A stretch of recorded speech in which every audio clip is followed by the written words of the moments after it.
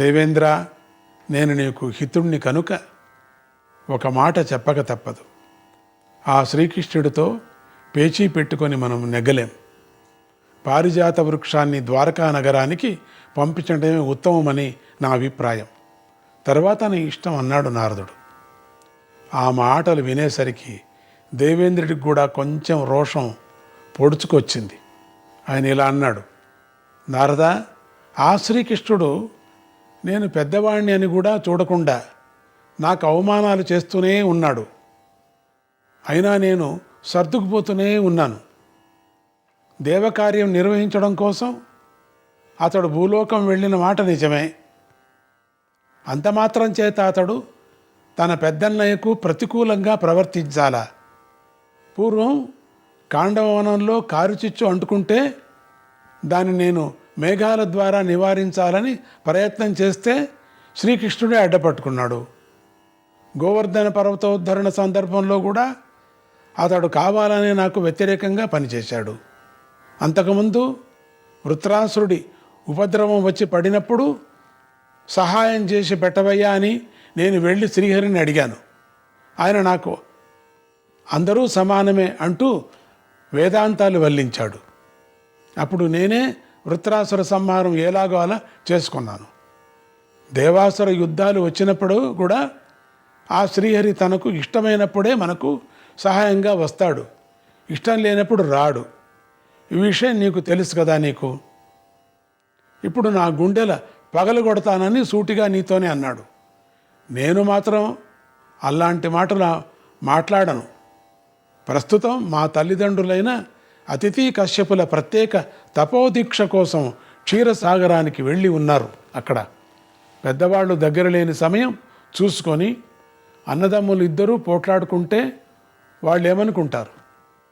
ఏమైనా ఆడవాళ్ళు ఎక్కడ లేని పోట్లాటాలు తెచ్చిపెడతారయ్యా. ఏ ఆడవాళ్ళు? మా తమ్ముడు దానికి లొంగిపోయి అన్న మీదికే యుద్ధానికి వస్తానంటున్నాడు.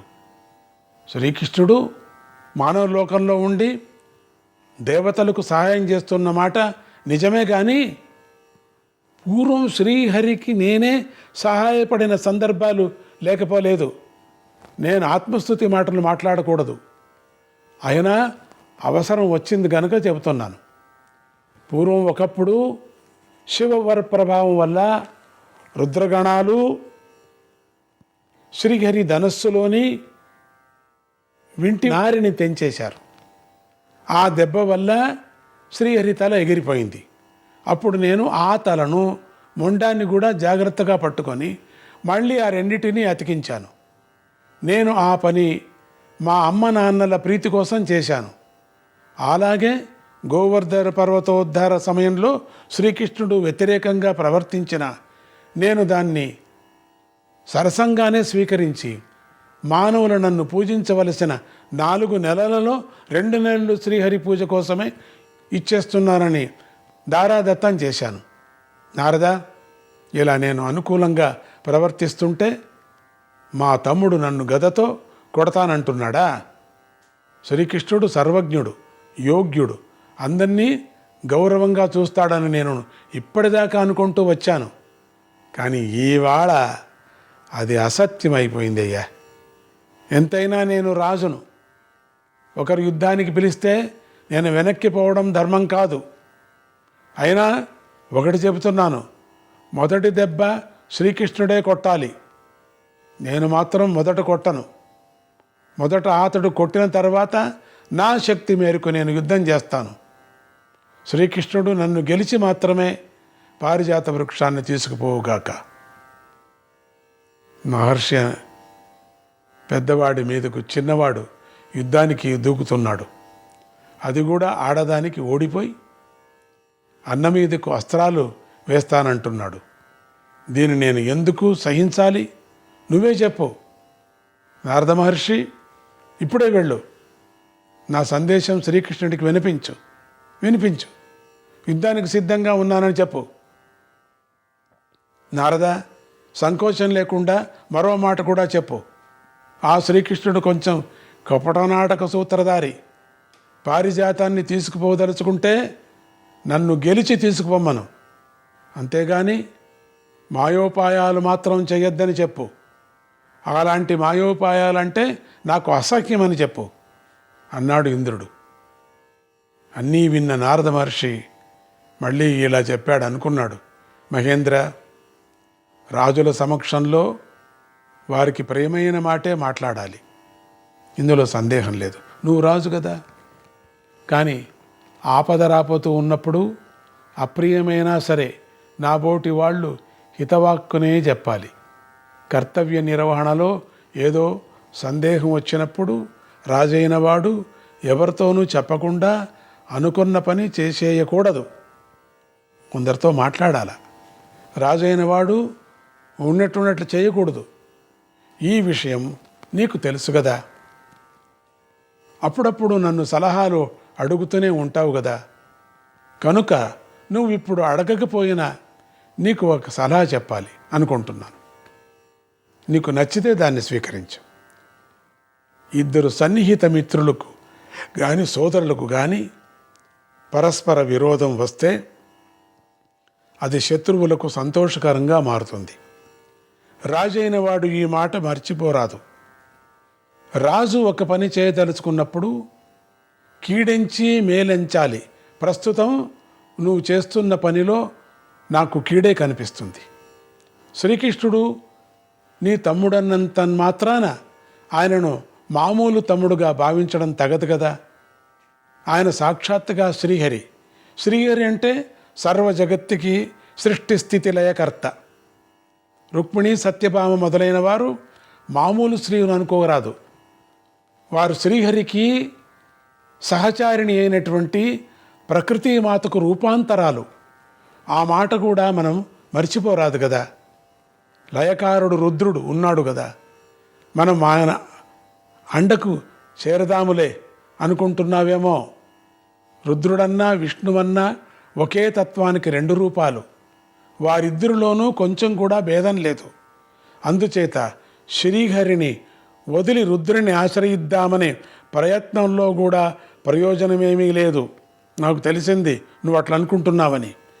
ఆ శ్రీహరి నీ తమ్ముడుగా పుట్టడం కూడా ఆయన లీలలో ఒక భాగమే తప్పితే మామూలు లౌకిక విషయం కాదు. మీ అమ్మ అదితీదేవి తీవ్రమైన తపస్సు చేసింది. శ్రీహరి ప్రత్యక్షమయ్యాడు. నీ వంటి కొడుకు కావాలి అని వరం కోరింది. అప్పుడు శ్రీహరి, నాలాంటివాడు మరొకడు ఉండడం అసంభవం. అమ్మా, నువ్వు కోరావు గనుక నేనే నీకు కొడుకుగా పుడతానులే అని వరమిచ్చాడు. అందువల్ల శ్రీహరి నీకు తమ్ముడుగా పుట్టాడు. ఈ జరిగిన చరిత్రను మరిచిపోరాదు. ఆనాడు వామనుడుగా నీకు తమ్ముడి పుట్టినా శ్రీహరే. ఈనాడు ద్వారకలో శ్రీకృష్ణుడే సంచరిస్తున్నాడు. ఆ శ్రీహరే పూర్వము వివిధ అవతారాలు ఎత్తి నీకోసం హిరణ్యాక్ష, హిరణ్యకశిపు, రావణాది రాక్షసులను సంహరించి పెట్టాడు. అటువంటి శ్రీహరి ఇవాళ పారిజాత వృక్షాన్ని ద్వారకా నగరానికి తీసుకుపోవాలి అనుకుంటే ఆయనను ఆపగలవాడు ఎవడైనా ఉన్నాడా? ఆయన అనుకున్న పని ఆయన చేయక మానడు. నా సలహా ఏమిటంటే, నేను ఇప్పుడు చెప్పిన మాటలు నువ్వు నీ మంత్రులతో కూడా చర్చించు, వారి సలహా ప్రకారం ప్రవర్తించు అన్నాడు. నారద మహర్షి అంత స్పష్టంగా చెప్పిన దేవేంద్రుడి మనస్సు మారలేదు. ఆయన ఇలా అన్నాడు, శ్రీకృష్ణుడి గురించి ఇలాంటి మాటలు నాతో చాలామంది చెప్పారు, నేను కాదనను. కానీ దేవతల రాజుగా నా నియమాలు నాకున్నాయి. నేను ఇవ్వకూడని వస్తువును నేను ఇవ్వనే కూడదు. అయినా శ్రీకృష్ణుడు అంత గొప్పవాడైనప్పుడు ఇంత స్వల్ప విషయంలో నాతో పంతానికి దిగుతాడా? పూర్వం ఎప్పుడైనా మహేశ్వరుడు నాతో కలహించాడా? అలాగే ఇప్పుడు శ్రీకృష్ణుడు కూడా నాతో కలహించడనే ధైర్యం నాకుంది. మా అమ్మకు వరమిచ్చి నాకు తమ్ముడుగా పుట్టిన ఆ మహానుభావుడికి నా మర్యాద నిలబెట్టవలసిన బాధ్యత లేదా? నా గౌరవాన్ని నాకు ఇవ్వవద్దా? తన మాటే నెగ్గానని ఆయనకు అంత పట్టుదల ఉన్నట్లయితే ఆయనే నాకు అన్నగా పుడితే పోయేది కదా. ఆ పని ఆయన చేయలేదు కదా. కనుక నా గౌరవం నాకు దక్కించుకోవలసిందే. నారద మహర్షి, ఈ సందేశమే మీరు శ్రీకృష్ణుడికి వినిపించండి అన్నాడు. దేవేంద్రుడు ఇంత పట్టుదలతో ఉండేసరికి నారదుడు సరే నా ధర్మం నేను చేస్తానంటూ ద్వారకా నగరానికి వెళ్ళిపోయాడు. వచ్చిన నారద మహర్షిని చూస్తూనే శ్రీకృష్ణుడు ఆయనను తీసుకుని సుదూరంగా ఉన్న సముద్ర తీరానికి వెళ్ళిపోయాడు. నారదుడు శ్రీకృష్ణుడి జాగ్రత్తకి ఆశ్చర్యపోయాడు. ఆ ఏకాంత ప్రదేశంలో దేవేంద్రుడి అభిప్రాయాన్ని నారదుడు శ్రీకృష్ణుడికి వివరించి చెప్పాడు. నారదుడు ఊహించినట్టుగానే శ్రీకృష్ణుడు కూడా పట్టుదలగానే ఉన్నాడు. ఆయన ఇలా అన్నాడు, నారద మహర్షి, తమరు మరొక్కసారి దౌత్యం చేసి చెప్పెట్టాలి. మరొక్కసారి దేవేంద్రుడి దగ్గరికి వెళ్ళి నా పక్షాన ఆయనకు నమస్కరించి శ్రీకృష్ణుడు పారిజాత వృక్షాన్ని తీసుకుపోవటానికే నిశ్చయం చేసుకున్నాడు, శ్రీకృష్ణుడు యుద్ధానికి కూడా సిద్ధంగానే ఉన్నాడు, మీరు కూడా సిద్ధంగానే ఉండండి అని చెప్పండి అన్నాడు. నారదుడు దేవేంద్రుడికి ఆ మాటలు చెప్పాడు వచ్చి. అప్పటికి దేవేంద్రుడికి కొంచెం బెదురు పుట్టింది. అప్పుడు అయినా పైకి గంభీరంగా ఉండి దేవగురువైన బృహస్పతుల వారిని పిలిపించాడు. నారద రాయబారం సంగతి అంతా వివరించి చెప్పాడు. ఇది విని బృహస్పతి చాలా కంగారు పడి ఇలా అన్నాడు, అయ్యయ్యో దేవేంద్ర, ఎంత పని చేశావయ్యా నువ్వు? నేను బ్రహ్మలోకానికి వెళ్ళి ఈవాళ్లే తిరిగి వచ్చాను. నేను లేకుండా చూసి ఇంత ఘోర నిర్ణయం తీసుకున్నావా? బుద్ధి కర్మానుసారిణి అన్నట్టుగా నువ్వు ప్రవర్తించావు. విధిని దాటడం నీలాంటి వాళ్ళకు కూడా సాధ్యం కాదు కాబోలు. కర్మ అనేది చాలా పెద్దది, దాన్ని ఎవరూ దాటలేరు. దేవేంద్రుడైతేనేమి ఎవరైతేనేమి కర్మ ప్రతి ఒక్కరూ అనుభవించక తప్పదు. ఈ యుద్ధంలో నీకు పరాజయము పరాభవము రెండూ తప్పు అన్నాడు. దేవేంద్రుడికి పూర్వపు పొంగు తగ్గింది. గురుదేవా, జరిగిందేదో జరిగిపోయింది, ఇప్పుడు నేనేం చేయాలో చెప్పండి అనేశాడు. బృహస్పతి తలకాయ ఉంచుకొని చాలాసేపు ఆలోచించి చివరికి, సరే దేవేంద్ర, నువ్వు నీ కొడుకుతో కలిసి యుద్ధానికి వెళ్ళు. నీ పరాభవం కొంత తగ్గేందుకోసం నేను ఏదో ఒక ఉపాయం చేస్తాను అన్నాడు. ఇలా చెప్పిన బృహస్పతి సరాసరి క్షీరసాగరం దగ్గరకు వెళ్ళాడు. అక్కడ అదితి కశ్యపులు ఇద్దరూ జలాది వాస దీక్షలో ఉండి ఏదో విశేష తపస్సు చేస్తున్నారు. ఆ విషయం బృహస్పతికి తెలుసు. అందుకే అక్కడికి వెళ్ళాడు. బృహస్పతిని చూసినటువంటి ఆ పుణ్య దంపతులు ఆనాటి జపం పూర్తి అయ్యాక బయటకు వచ్చారు.